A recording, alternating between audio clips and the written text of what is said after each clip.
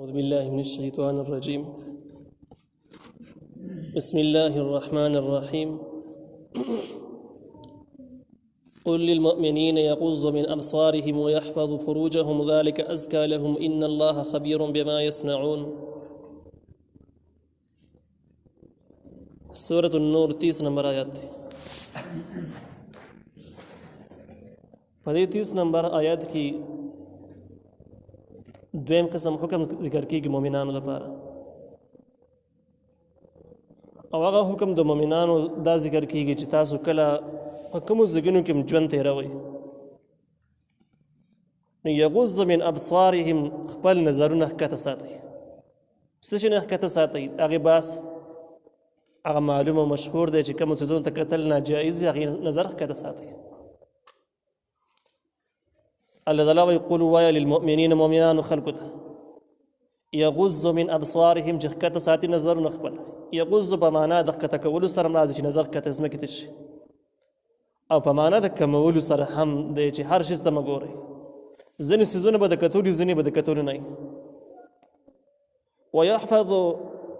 او حفاظت وکړي فروجهم، د خپلو عورتونو، د خپل صدر حفاظت وکړي. نو دوه خبرې شوې، نظر ښکته ساتل او د خپل عزت او د صدر پرده کول، خیال ساتل. حفاظت معنا دا ده چې دغه صدر به تاسو کولاوهئ نه، او دغه شان ده کې د ګناه په استعمال کې به هم د ګناه په ځایونو کې به استعمالوئ نه. دا حفاظت دی چې خلک ورته وګوري نو دا هم حفاظت ونه شو، او چې بې ځای استعمال شي نو د دې هم حفاظت ونه شو. دا اشاره شوه دوه خبرو ته. یحفظ فروجهم دا اصل کې کنایه شو د زنا نه کولو نه، چې تاسو په خپله باندې د دې پرده هم ساتئ، خو د دې سره سره د زناکارۍ نه لرې اوسېږئ، زناکاري مه کوئ. دې ځای کې امام ابن کثیر رحمه الله ذکر کړي دي چې د معاشري د پاک ساتلو دپاره، د خلکو د نسلونو خاندانونو د عزت دپاره الله تعالی دوه نکتې ذکر کړي. یو دا چې نظر ښکته ساتئ، بل دا چې د خپلو شرمګاهونو حفاظت په خپله باندې کوئ. نو دا یو اول سر شو، د نظر چې کوم دی دا اول سر دی. د معاشري خرابېدل چې شروع کېږي دا د بد نظرۍ نه شروع کېږي، چې کله سړی د نظر خیال نه ساتي، هر څه ته ګوري. حرام او د حلال فرق پکې نشي کولی، چې کومو څیزونو ته کتل جایز دي، کومو ته کتل ناجایز دي، دا فرق نشي کولی. نو دغه لاره جوړه شي زناکارۍ ته، او زناکاري په معاشره کې بدترین څیز دی، انتهایي خطرناک څیز دی، چې دا په ټولو دینونو کې یو قبیح عمل ګرځېدلی دی. البته کوم خلک چې د یهودي تنظیمونو سره تعلق لري، د فري میسن او داسې نور ادارو سره، هغوی د دجال د راتللو او د هغې دجال د خپل مشر او محترم وي، او د هغې دجالي نظام د دنیا کې د قایمولو دپاره چې کوم د یهودیانو کوم میشن دی چې هغې د فري میسن په لاسونو باندې کېږي. نو د دغې اصولو کې دا ده چې خلک په عیاشۍ او په حاشۍ باندې ور واچوي، او خپلو منځونو کې د دنیا په محبت باندې او د دنیا بل سره د دنیا په مقابله کې اخته کړي، د دې نه به خپل دینونه ورک شي. دا دوه څیزونه داسې دي، یو مال چې کله د مال مقابله روانه شي، دویم د فحاشۍ مقابله روانه شي. نو دا دوه مرضونه داسې دي چې هر انسان خپل دین یېروي، دین ته ورکوي. نو د هر چا نه به خپل دین ورک شي. چې کله دین ته ورک شو نو د هغې نه بعد چې تی به ته کمې لارې ته هم بیا راړې که دجال د خدایي دعوه کوي، نو خلک به یو سره ومني، ځکه چې هر چا نه به خپله لار ورکوي. هندوانو نه به خپله ورکوي، د سیکانو نه به ورکوي، د یهودیانو عیسیانو نه به ورکوي، مسلمانانو نه به ورکه شي. نو بیا به د دوی خیال دا ده چې یهودي دجال ته به لاره جوړولو کې به اساني پیدا شي. د دغې دپاره دوی یو تحریک جوړ کړی دی، د ایلومیت یا په نوم باندې، او تقریبا دغه ایلومیت یا تحریک د دویم جنګ عظیم نه وروسته جوړ شوی دی، چې هوبهو هم دغه شیطاني نظام قایمولو دپاره کار کوي، چې د کوم مقصد دپاره چې شیطان دنیا ته راغلی د کوم تحریک یې شروع کړی دی. نو د ایلومیت یا په اصولو کې یا د پریمسن په اصولو کې فحاشي خورول یو اهم شی وګرځېدو چې فحاشي دې عامه شي، او دې د خاص اهمیت ورکړی شو. کوم خلک چې د فحاشۍ د روکتام لپاره کار کوي نو هغې باندې مختلف الزامات دي، چې دا د حقوق بشر خلاف دي، دا د زنانو د حقونو خلاف دي، داسې جدا جدا نومونه. لیکن اصل کې دا د ایلومیت د اصولو کې فحاشي خورول یو بنیادي پوینټ دی چې د خلکو نه خپل مذهب ورک شي. په دې باب کې مفتی ابولبابا لیکلي کتابونه ډېر زیات په صراحت سره د دې ځای نه د هغې معلومات حاصلېږي. لیکن دومره خبره یاد ساتئ چې په حاشیو اوریاني دا به ټولو مذهبونو کې ممنوعه او قبیح عمل کله چې نبی کریم صلی الله علیه وسلم د فتح مکې په ورځ باندې بیعت اخیسته نو بیعت اخیستلو کې دا و چې موږ به زنا نه کوو شرک به نه کوو خپل اولاد به نه وژنو نو هندي وویل چې زه ستا خبرې نورې ټیک دي دا زه منم چې زنا بد شی دی او دی ورسره هم وویله چې و عربی ښځه چې هغه عربو سره تعلق ساتي ازاده وي وینځه نه دا به زنا هم کوي اگر که دا کافر دا به زنا کوي کني هغې دا اړو یقین ده نه حالانکه په خپله مسلمانه نه وه لیکن دی نه منله چې کومه ښځه چې وینځه نه د بهر نه رانیولی شوي راوستلی شوي نه او عرب ښځه د ازاده ښځې دغه د زنا وکړي ویل دا بالکل زموږ ذهنونه نه راغلي دا نشي کېدی نو که شریعت وویل چې مه یې کوئ دا ټیک وایي دا زموږ عقل راغلی یعنې هغه ټایم کې هم زنا په جهالت کې په کفر کې ممنوعه شي او خطرناک څیز شریعت کې منع دی د دې په منځ کې چې امام ابن کثیر رحمه الله وایي نورې خبرې دی نظر کول ابتدا شو د دې نه معاشره طرف ته روانه شي نو چې معاشره د پاکه ساتي چې دشمنونه محفوظ وي پاکه زناکاري نه وي اغواګانې قتلونه او نفسانی خواهشات په دې مرحله کې نه چې دومره جرایم وکړي هغې دپاره به ته د نظر ماحول جوړ کړي چې زنانه په پردو کې بېزید نه ګرځي یوازې د کورونه نه راوځي مخلوط تعلیمونه مخلوط کاروبار دې نه کوي معاشره په خپله باندې د نظر هغه لاره به صحیح شي چې کله د نظر لاره صحیح شوله د باقي لارې په خپله باندې صحیح کېږي اول آغاز د نظر نه شروع کېږي او د دې منځ کې به نورې خبرې دي لکه د پردو نارینهو سره خبرې کول شو پردو زنانو سره خبرې کول شو چې هغې سره نکاح کول جایز دي محرمات نه وي لاس وروړل شو سرې مشي ورسره کول شو دا په طریقې اولا سره منع شو او ځکه چې اول سر کې نظر شو آخر سر کې زنا شوله دا دواړه منع شو د دې دواړو ذکر راغی نو منځ کې چې نورې قصې دي په خپله باندې هغه منع شوي اگر که په دې ذکر کې صراحت سره ذکر نه شوي دا امام ابن کثیر رحمه الله په یو حدیث په حوالې سره ذکر کړی دی ذلک ازکا لهم دا حکم ډېر پاکي راوستونکی دی ستاسو دپاره چې خلک نظر نه ښکته کړي پردو زنانو ته نه ګوري نو دا به داسې ماحول پیدا کړي چې ستاسو دپاره به پاکیزګي راولي پاکیزګي څنګه راولي کله چې نظر ښکته شي په زړه کې به ګنده خیالات نه وي فحش خیالات او فحش ارادې به نظر نه ختم شي چې کله دا ختم شي د زنا ماحول به ختم شي کله د زنا ماحول ختم شي نو په خلکو باندې تهمتونه الزامات عیبونه دا زناکار دی هغه زناکار دی دې څه خبرې وکړي هغې سره یې وکړي د تهمتونو لار به بنده شي تهمتونه به نه دا بله پاک دامني شوله کله چې تهمتونه ختم شي د هغې نه بعد به دشمنیانې نه یو بل باندې شکونه کول او بیا د هغې نه بعد قتلونه دشمنیانې جګړې دا به ختم شي نو په دې وجه باندې دا ټول نظام د پاکولو دپاره د بنیادي اسباب شو نو ذلک ازکا لهم دا عمل دا د نظرونو ښکته ساتل او د خپلو سطرونو حفاظت کول دا د معاشرې د پاکیزګۍ دپاره دا ډېر بهترین نسخه شوله ذلک دا طریقه دا پاکیزګۍ طریقه چې ښکته نظر او زنا نه کول ازکا لهم ډېر پاکیزګي راوستونکي د خلکو دپاره خلک به ډېر پاکیزه شي هغې نه بعد به دا دومره مصیبتونه مشکلات ختم شي ان الله خبیر بما یصنعون یقینا الله تعالی په هغه څه باندې خبر دی په هغه څه باندې یصنعون چې دا خلک یې کوي دا یو قسم د خبرداری شو یصنعون صنعت هغه کار ته ویل کېږي هغه روزګار او پیشې ته ویل کېږي سړی مستقیل کې عادت جوړ شوی عادتي نو دې کې هغه خبرې ته اشاره شوله چې کم خلک خپل نظرونه غلط استعمالوي دوی عادت دی دغه شان ده کې بدکاري مستقل عادت دی نو هغه خلکو ته وارننګ شو چې الله تعالی درنه خبر دی نو خبرداری به د مختصره جمله کې زبردست وارننګ شو تخویف شو چې تاسو د حالاتو نه الله خبر دی تاسو داسې پرېږدئ تاسو له به سنګین سزاګانې درکوي که توبه مو ونه سم نه شولی دا وروستني الفاظ چونکې مشهور دي نو په دې وجه باندې قرآن ذکر کړي نه قرآن کې اختصار عام خلک چاته وارننګ ورکوي نو داسې ورته وایي چې کم ته څه کوې کم څه وې هغې نه زه خبر یم نو په دې باندې هر څوک پوهېږي چې ته خبر یې نو خبره باندې ځای نه ختمېږي چې بس ختمه شوه بلکې مطلب یې دا دی زه به هم ستا خلاف پوره منصوبې کوم پرېږدم دې نه دا مطلب یې شو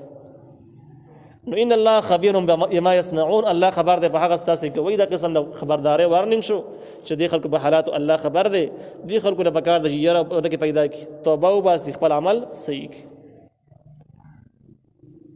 دا بل آیات اوږد دی وایو که بس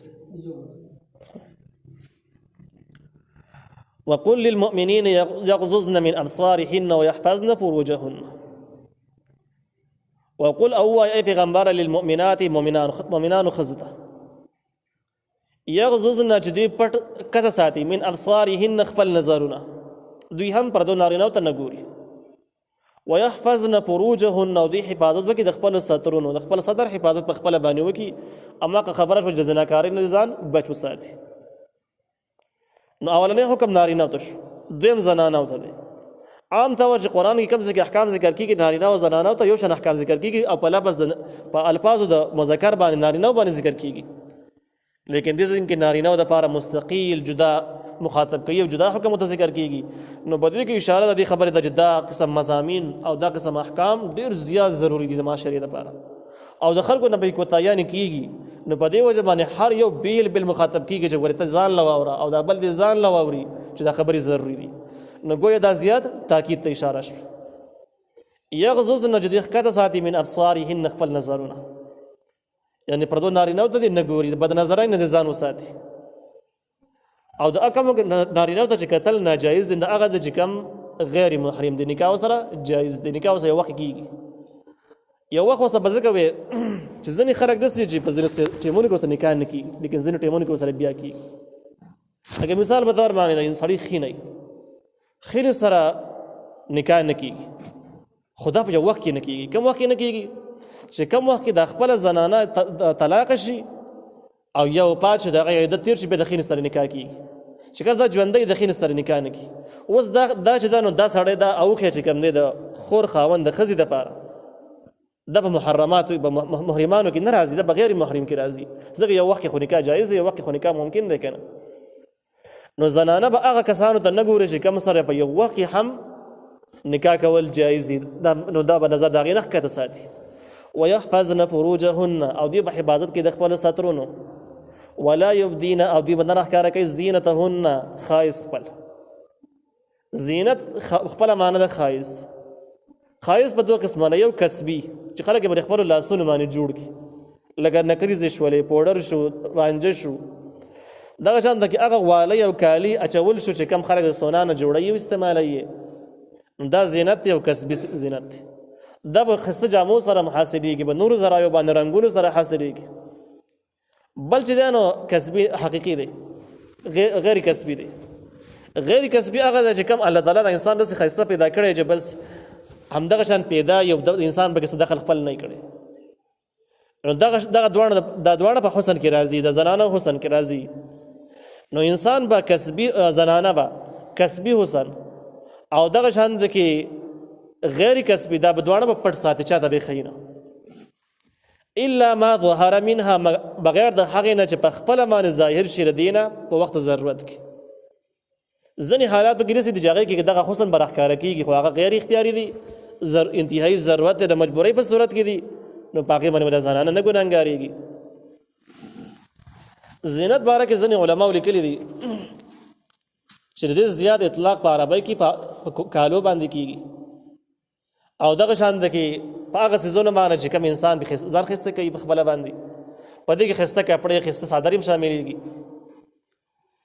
نو چونکې دا څیزونه خو چې کله عام په بازار کې پراته چا استعمال کړي نه وي نو دې ته خو کتلو کې څه مانعت نه وي لیکن چې کله زنانه واچوي نو بیا ورته کتل منع شي نو په دې وجه نه دا زینت وایي مجازا د دې نه مراد هغه ځګینه دي چې په کومو ځګینو کې خلک دا څیزونه استعمالوي اوس دغه د زینت څیزونه چې کوم د ښایست څیزونه کومو ځګینو کې استعمالېږي دا په مټو کې استعمالېږي د بنګړو په شکل کې په ګوتو کې د انګوټو په شکل کې غوږونو کې د والو په شکل کې دغه شان په غاړه کې د امیل په شکل کې پوزه کې میخه کې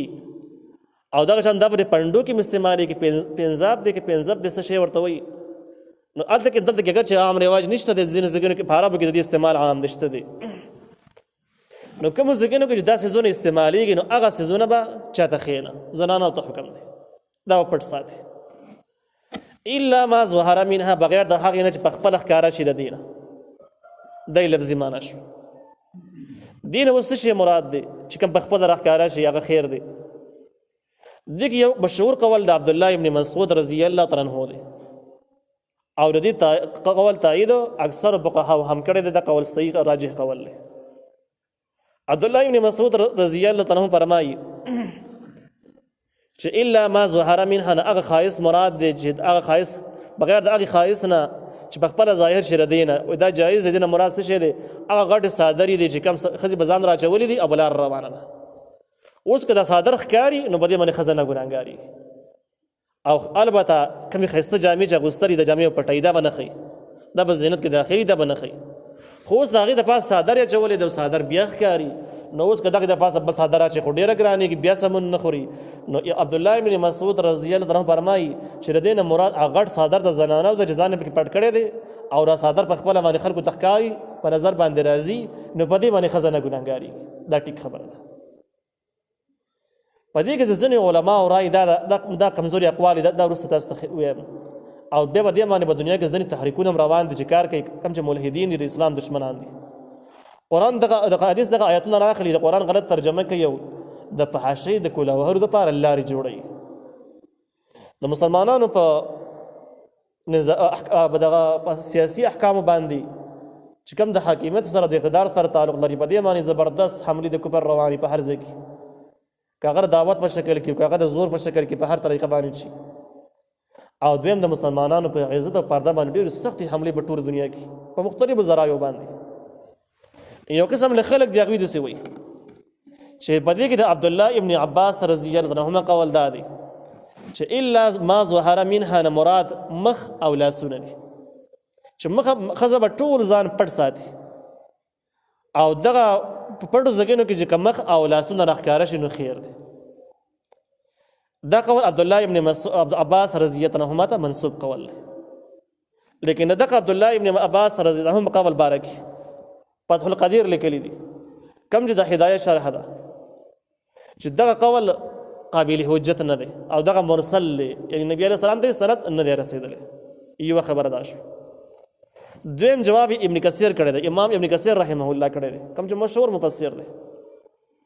دی وایي چې د عبدالله ابن عباس رضی الله عنهما نه دویم قول دا هم نقل دی چې الا ما ظهر منها نه هغه باره کې تپوس وشو چې دی نه څه شی مراد دی نو هغه وویل چې د دې نه مراد سترګې ته اشاره وکړه لاس ته اشاره وکړه چې دا دې مراد دی او لاس کې ګوتې ته اشاره وکړه انګوټې ته اشاره وکړه اوس په دې څه مطلب شو اصل کې د عبدالله ابن عباس په دغه روایت کې اشاره چې د رنجو ته ده چې کوم ځای کې چې رانجه استعمالېږي په کوم ځای ته انګوټه لګولی کېږي ګوته یادوله چې کوم ځای ته ګوته لګولی کېږي نو دا ځای کې نه که ښکاره شي نو خیر دی اوس د دې ښکاره مطلب دا دی چې کله زنانه څادر کې ځان پټ کړي او بله را باندې روانې نو دا لازمي خبره ده چې په دې څادر کې به دا یوه سترګه راښکاره کوي چې لار پیسېږي مجبورا نو دا خو جایز دی په دې کې څه سوال نشته دی او د عبدالله ابن عباس دغه اشاره کې هم داسې معلومېږي چې که یوه سترګه راښکاره شي نو خیر دی دویم انګوټې ته اشاره وکړه چې انګوټه کمې ګوتې ته لګي نو دغه ګوتې که راښکاره شي نو خیر دی نو اوس زنانه چې هدر ځانه تاو کړې ده په لار روانه ده او د یو لاس باندې هدر په ځان پورې راټینګ کړی ده چې خور نه شي او دغه ګوتې ښکاره شوې نو په دې کې څه قباحت نشته دا هم ټیک خبره ده نو پته ولګېدله چې د مخ راښکاره کول ټیک خبره نه شوه درېیم تحقیق پکې د تفسیر معرف القرآن دی تفسیر معرف القرآن وایي چې اصل کې د پردې احکامو مقصد دا دی چې هېڅ چاته ضرر ونه رسېږي او فتنه دپه شي د فحاشۍ چې کومه فتنه دا دپه شي نو اوس راشه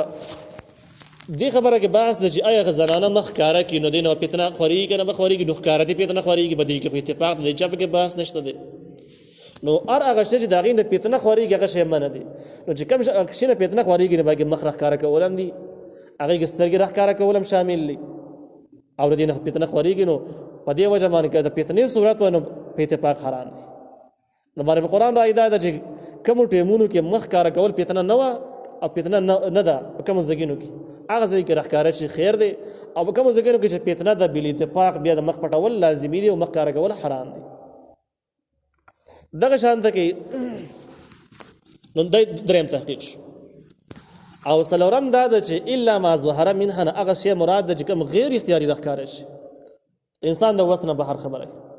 لکه زنانه په لاره باندې روانه ده یو دم د سیلۍ څادر اوچت نو په دې خو زنانه نه ده ګناهګاره زنانه خو پرده کې روانه ده یو ځای کې سودا راخلي څه شی راخلي څه څیز راخلي یا څیز حواله کوي لاس یې راښکاره شو نو په دې باندې هم اتفاق ده چې دا ګناهګاره نه ده نو الا ما ظهر نه غیر اختیاري مراد شو په دې مسله اتفاق شو چې که د مخ او لاس نه فتنه جوړېده نو ټیک فتنه ده او دا ګنای ده به منی ده شریعت به دا بندوي نظام به دا بندوي په دې باندې اتفاق شو او مخکې موږ وویل چې راجح قول کم چې د هدایې دی نو هم دقه دی چې د عبدالله ابن مسعود رضی الله عنه کومه رایه ده چې یاره زنانه به مکمل ځان پټوي البته الا ما ظهر منها کم ظاهر صادر چې ښکارېږي دغه صادق ښکارېدل خیر دی په دې کې څه خبره نشته لیکن په دې کې لازمي خبره ده هم ده چې کم تفسیر قرطبي ذکر کړله چې کم ګډ صادر زنانه استعمال این په دې باندې به د پاسه ګولونه نه وي د دې باندې به ګلکاري نه شي دا به ساده صادري نو دې د فارس بولقه استعمالول ډېر بهترین شی دی هغه بیخي دې باندې ګولونه نه او دغه شان ده کې کوټي بولقه پوزیشني چې کومه دا سی بولقه نه ده پای کمزوري شته دي ډېرې کمزوري پکې شته دي هغه کې انسان بدن ته ډېر حد پورې احساسيږي سترګې پکې ښکارېږي او دغه شان د کمزوري پکې لاسونه پکې ښکارېږي هغه محفوظ نه ده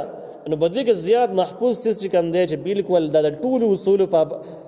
اصول پکې داخل شي بغیر د اختلاف نه بالاتر شي دا بولقه ده ولا يبدين ودي من راخاره کوي زینتهن زګینه د خایس فل الا ما ظهر منها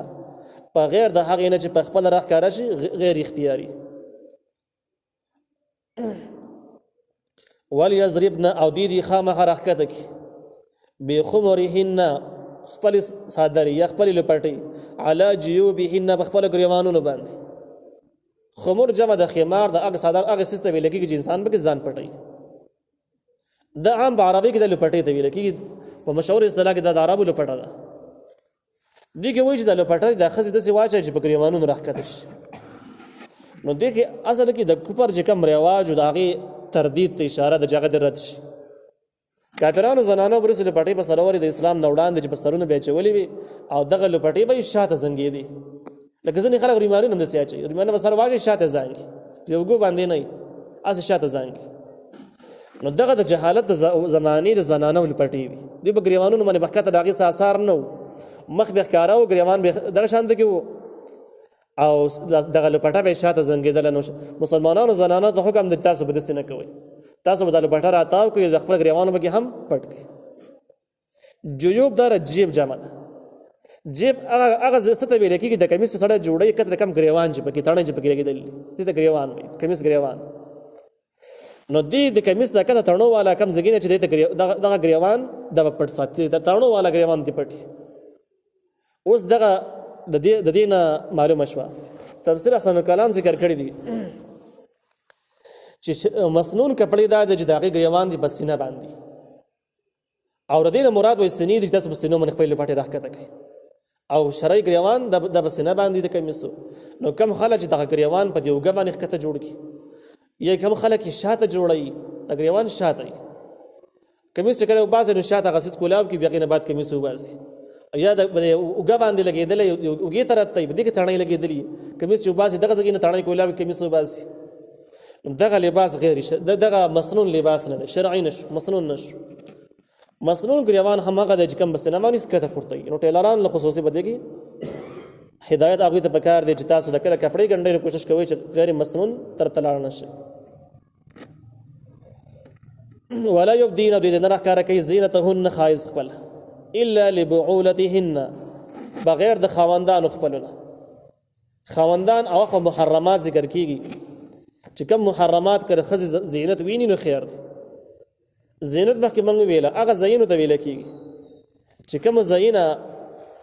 د خایز د پاره باغی باندې سيزونه لګول کیږي نو باغی کې مخ شو ګریوان شو لاسونه شو خپې شو باقي زنانه چې څومره امداد د عورت او مخکې مدا باسونه تیر شوی مزه په ځای باندې وي چې زنانه چې کله مز کوي نو د مخ او د لاسونو نه علاوه که څه زم راکاره شنه مزه ماته مزه نه کیږي دغه ټول عورت د دوه ځګین نه علاوه او نارینه چې کم دی نامه نواله زنګونونو پورې د عورت دې ځکه چې څه راکاره شنه مزه ماتي کومه پرده چې پرز دغه ځګینو پورې پرز اوس دا کوم زنانه چې دې زینت راکاره شنه خیر نو بده کې چې کوم نه همدغه خایس والا زګینه مراد چې کوم کې د په کسبي سيزونو سره په دغه کالی اچول کېږي او خسته کول کېږي دا زګینه راکاره کېږي نو چاته راکاره کېږي غیر محرم د پاره خو بيخي ناجایز هغه د پاره خو صورت نشته لیکن کدا راکاره کېږي نو لبعولتهن خپل خاون وی نه خیر د خاون احکام جدا دي او آبائهن یا پلاران د دوی دغه د خایز زګینه ویني کم زګینه چې کالی چې د کالو زګینه ویني مخې ویني لاسونه ویني وګونه پوزه ویني خپې ویني پلار ویني خیر دی په دې مجا نه ګناګاری خزم به نه ګناګاری پلارم به نه ګناګاری البته علاوه بدن لیدل د خزو په صورت باندې جایز نه دي او آباء بعولتهن یا پلاران د خاوندانو د دې خزو خپل پلاران دي یی د خاوندانو پلاران د سخرانی په دې ځکه کې د خزو پلاران ذکر شو خو د نیکونو باس را نغی چې نیکونه به شامل شو کنه شو دغه شان ته د خاوندانو پلاران ذکر شو خو د خاوندانو نیکونه بیا ذکر نشو ولی ځکه دې ځکه کې د امام ابو حنیفه رحمه الله تحقیق دسي دی چې ځکه کې آبا په معنا د وصول سره دی چې هغه کس چې ته پیدا شوی نو هغه اب دی د لغوي معنا ده او د په معنا د اصل سره شو ایو هغه پلار د کم دې پیدا دی نږدې پلار دی بل هغه د کم د پیدایش لپاره بنیاد دی نو اوس د به چې کړه د به معنا واخلي په معنا د اصل سره بشي اوس د انسان د اصل د پیدایش لپاره اصل شي پلارم کې دی نیکم کې دی در نیکم کې دی د وصول کدا نه د کوم ځکه نه پیدا شوی او نو دغه مجازي معنا شو او بل حقيقي معنا د چې د چا نه پیدا شوی دی نو دلته کې د اصلي معنا نه مراده بلکې د مجازي معنا مراده چې په معنا د اصل سره شي نو دغه معنا شو چې او آبائهن یا هغه کسان چې کم د دې د پیدایش لپاره اصول ګرځیدلې دي اوس دا معنا چې د واغستله په دې کې نیکونه ټول شامل شو چې نیکونه هم دوی ویني دغه خایز زګینه ویني کوم زګینه چې د کالی اچي نکریزه لګي نو دا خیر د نیکونو لپاره جایز دی لیکن د دې تحقیق نه علاوه بل صورت د مسالې د حل کولو شته دی نه قرآن کې د صراحت بهشته نه حدیثو کې شته دا اجتهادي مسائل له د دې طریقه باندې د امام ابو حنیفه رحمه الله نه نقل لي او آباء بعولتهن یا پلاران د خاوندانو د دوی همدغه مسله شو د خاوند پلار سخر کده انګور دغه زګینه ویني لاسونه خپې مخ نو خزه به هم نه ګناګاریږي او د سخر به هم نه ګناګاریږي ځکه دا محرمان دي د سره نکاح په هیڅ صورت باندې جایز نه دی دا انګور په منظره د لور سره د شو او ابنائهن یا زامن د زنانو چې کوم زامن دي کاغه د مور دغه خپې ویني لاسونه مخې ویني څه ګناه پکې نشته دی او ابناء بعولتهن یا زامن د خاوندانو دغه خزو خاوندانو زامن نس شو چې د خاوند زامن دي خو د بلی خزې دي په بل ځای کې دي اگر راشي ردی مېرنۍ مور چې کم دی نو لاس پی ویني او دغه شر مخې ویني په دې کې څه ګناه نشته بس مور دا ټیک ته صحیح ده هیڅ خبره پکې نشته او اخوانهن یا رونه د خزو چې کوم خپل رونه دي کاغه د خپل خور لاسونه خپې مخینی نو بس یعنی خور ده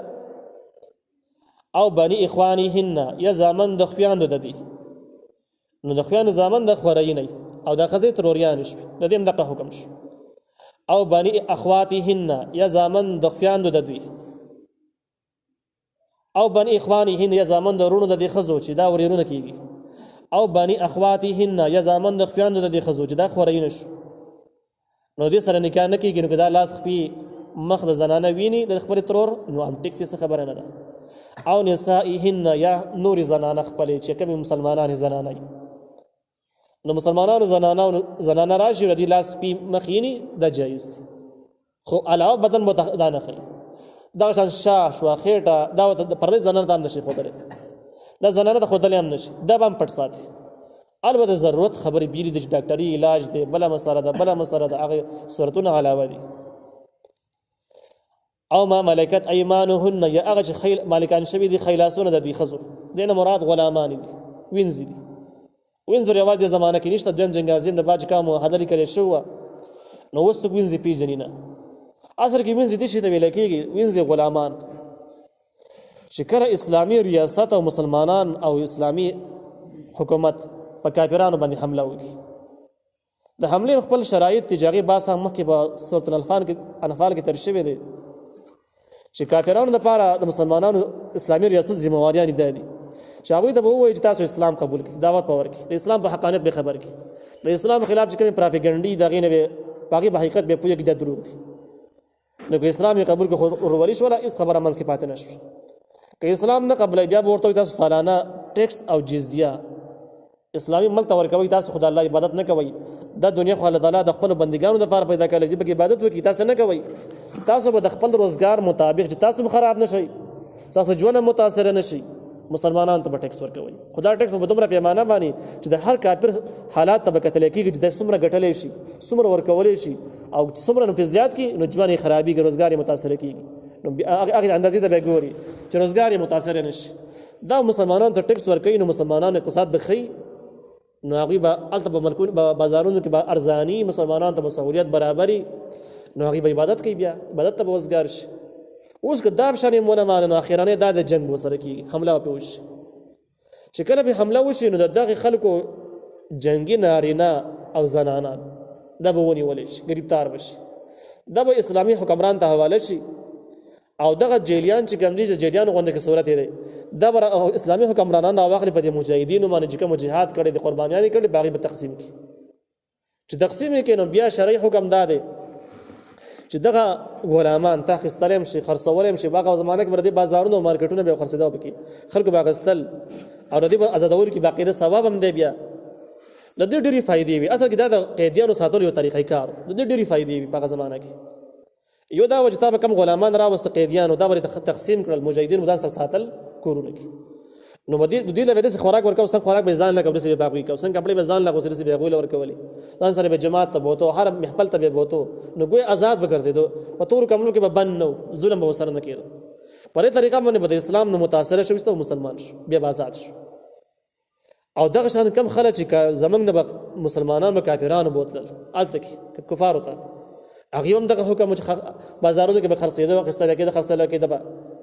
او کورونو کې به خلکو ساتل. نو هغې به دغه مسلمانان چې هغې به یو مقدس عقیده لرله، په دغه ماحول کې چې د خلکو به کورونو کې پاتې کېدل او د کافرانو له به کورونو کې خدمت کوو، خپل دعوت به جاري ساتو، دعوت به چلاو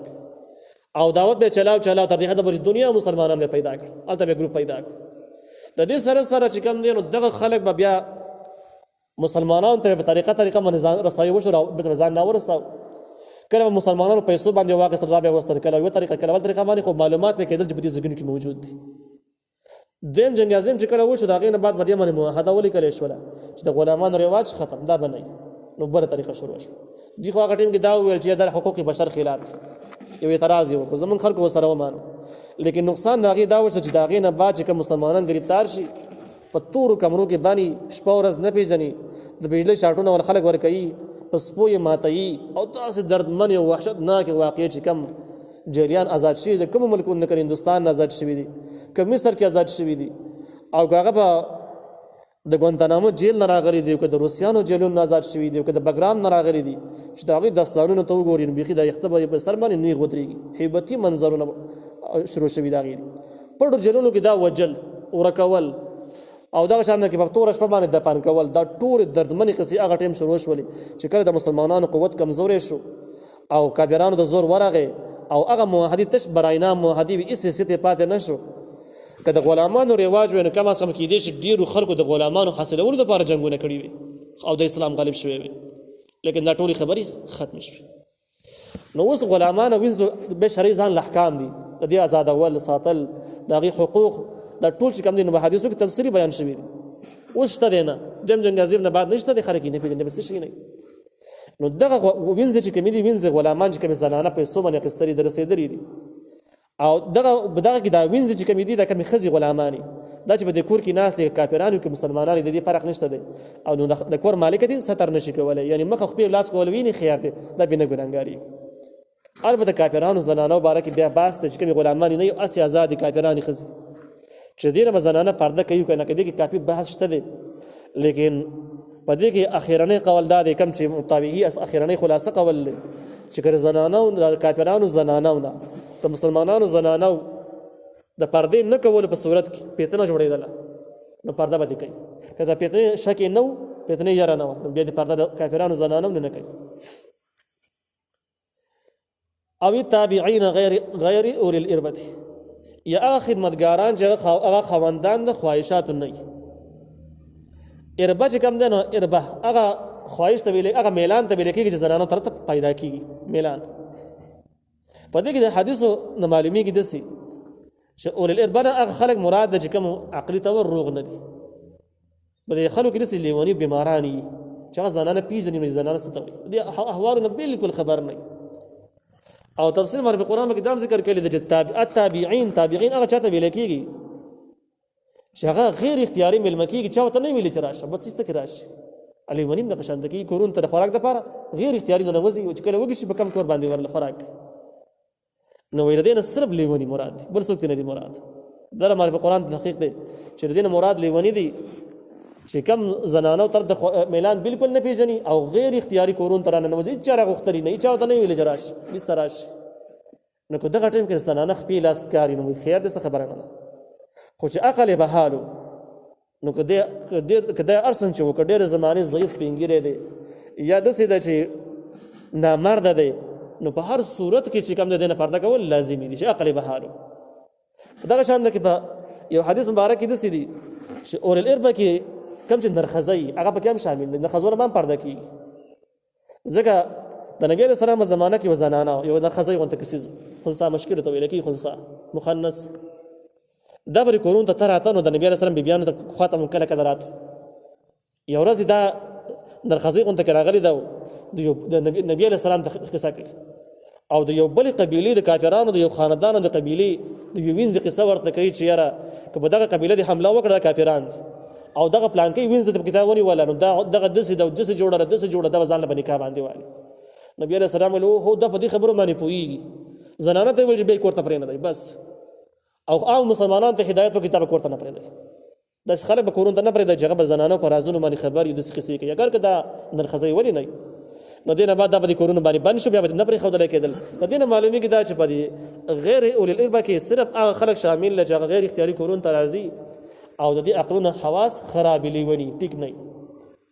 باقي چې کوم شب حواس ټیک دي نغینه پرده کیږي من الرجال د نارینهونه او الطفل الذين لم يظهروا على عورات النساء یا هغه ماشومان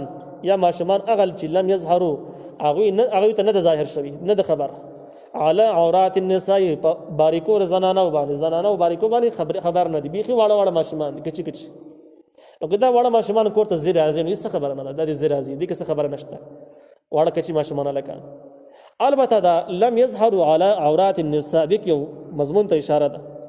چې کم الکان د زنانو په عیبونو باندې پویدل هغه الکان کورون ته پر خودل هم ناجایز دي نو بده کې د الکانو کې چې الکان چې کله د ځوانۍ ته نږدې شي عربي کې د مراهق وي مراهق چې د سې چې دا بالغ پورا نه وي خو زنانو پر ازونه باندې پوي او ډېر خبرې دي چې بس بل شان تک نو د دې نه معلومه شو چې کم ماشومان بلوغ ته نږدې شول دا به هم کورون ته نه پرې دي چې کم بيخي واړه ماشومان دي چې په هیڅ خبر نه دي کدا زیر ازین خو خیر دې به څه خبر نه ولا یضربنا